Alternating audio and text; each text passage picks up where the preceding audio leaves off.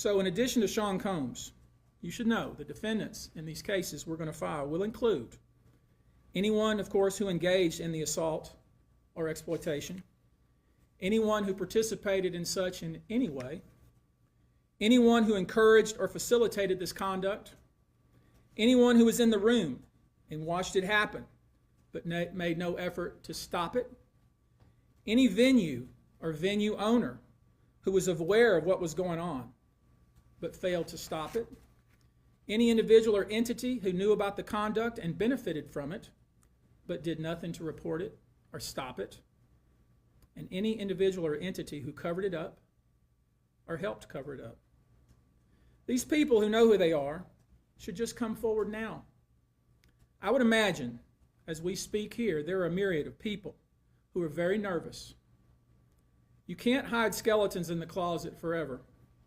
I would expect there are many people out there right now who are desperately searching their memories as they delete their texts and data.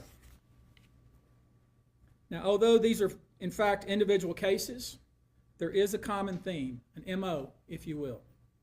Typically, the victim is lured into a situation where he or she is given a drink. Typically, that drink, reported by these victims, is apparently laced with something. Once that drink takes effect, the perpetrators perform all kinds of sexual acts on the victims, many times passing him or her around as other people watch and enjoy the show, and then leave the victim ashamed, confused, injured, and wondering what happened. When the victim reaches out, he or she is told not to say anything. Sometimes there are threats of physical violence or financial repercussions or bodily harm. The claims we intend to bring will include the following: violent sexual assault or rape, sexual abuse, facilitated sex with a controlled substance, false imprisonment, compelling prostitution, sexual misconduct, dissemination of video recordings, false imprisonment, sexual abuse of minors. Given the large volume of cases, and given our other docket obligations, and given the fact that we want to be sure when we file these cases that they are fully vetted, I expect we'll start filing these cases against Sean Combs and other perpetrators within the next 30 days.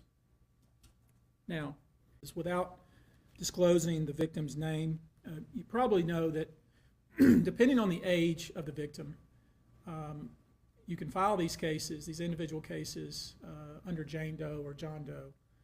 Each state is different in that respect. Typically, there is a balancing test, like the public's right to know the name of the victim and plaintiff versus the confidentiality and the safety of the plaintiff. So we'll have to struggle with that with each one of these cases. Our intention, of course, is to, like we always do, file these cases under a pseudonym until the court tells us otherwise. But let me share with you a few, just kind of give you a sense of the kind of cases and the kind of instances that people are calling and reporting that we are trying to corroborate, vet, and these are the ones that we've already corroborated, vetted, and collected evidence on. One individual who was 22 years at the time she was assaulted said that the typical MO at one of these parties that have been widely discussed in the press was that when you were handed a drink, and now we know that the drink is laced with something, if you refused to drink it, you were kicked out of the party. Now, let that sink in for a minute. I mean, the admission to this party was that you had to drink the chosen drink that was handed to you, and now we know that in most cases, I would say 90% of the cases, these individuals were drugged with some sort of drug. That was kind of the MO. Another instance, this individual who was 9 years old at the time was taken to an audition in New York City with Bad Boy Records. Other boys were there to audition as well. All of them were trying to land a record deal. All of them were minors. This individual was sexually abused, allegedly by Sean Combs, and several other people at the studio in the promise to both his parents and to him himself of getting a record deal. Another instance, another minor, told allegedly by Sean Combs that he would make him a star, but he needed to visit with him in private about it, away from his parents. Once they were in a private area, allegedly Mr. Combs made the victim perform oral sex upon him.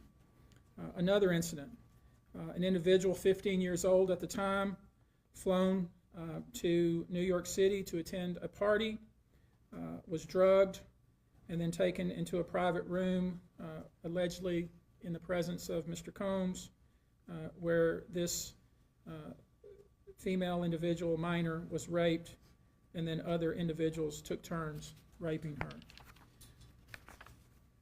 Another individual, 26 at the time of the occurrence, was picked up by, allegedly, by Mr. Combs and several other people in a black SUV from the airport, was given one drink in the SUV, and then literally woke up the next day not knowing what had happened, but with pain and damage to both her vagina and her anus, where she then went to the hospital.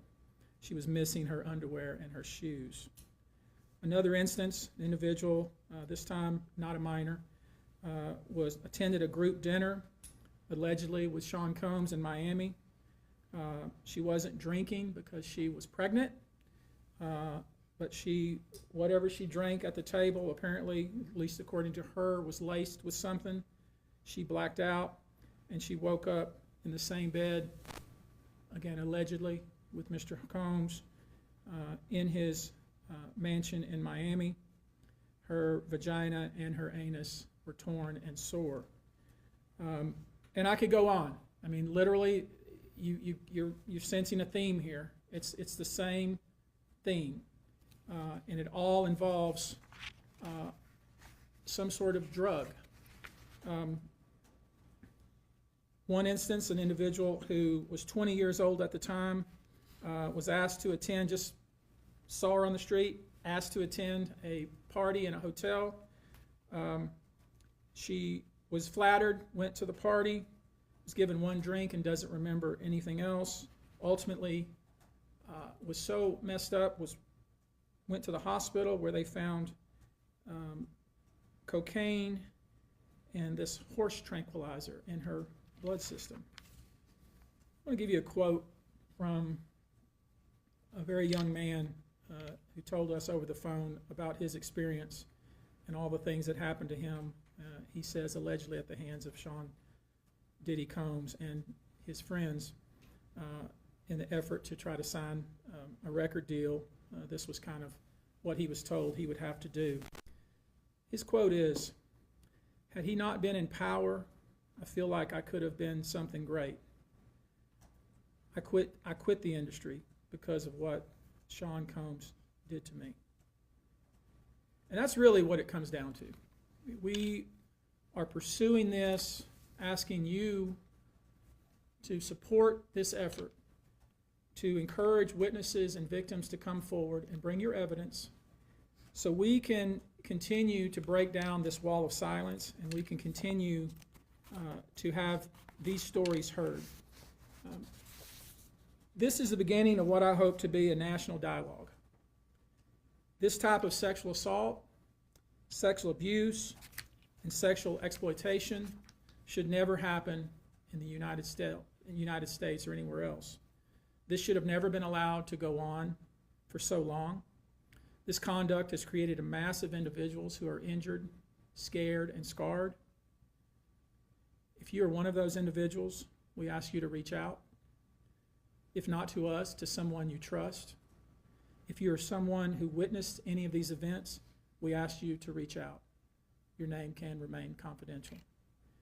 With that, I'll take a few questions, not many, maybe two, but if you have a question, I'll be pleased to try to answer it.